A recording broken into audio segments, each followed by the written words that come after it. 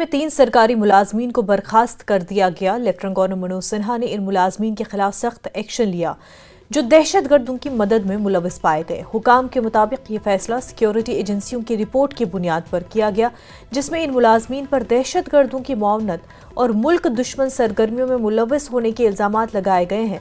बर्खास्त किए गए मुलाजमीन में एक पुलिस कांस्टेबल, एक सरकारी उस्ताद और महकमे जंगलात का एक मुलाजिम शामिल है, जो इस वक्त मुख्तलिफ दहशतगर्दी के मुकदमात में जेल में है।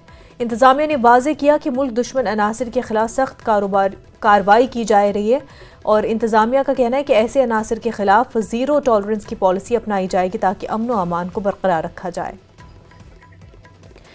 तो वहीं 3 सरकारी मुलाजमीन की बर्खास्तगी के मामले पर सीएम उमर अब्दुल्ला ने रद्द-ए-अमल जाहिर किया।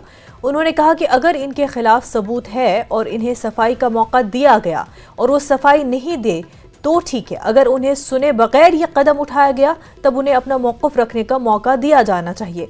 इसके बाद जो कदम उठाना है उठाएं।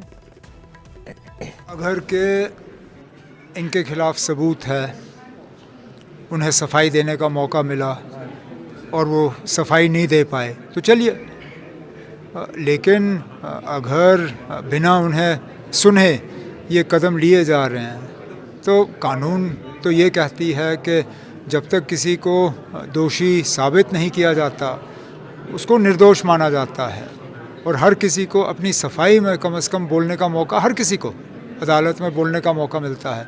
यहाँ पे भी कम से कम सुनवाई हो। अगर सुनवाई के बाद वो अपने आप को निर्दोष साबित नहीं कर सकता फिर जो कदम उठाने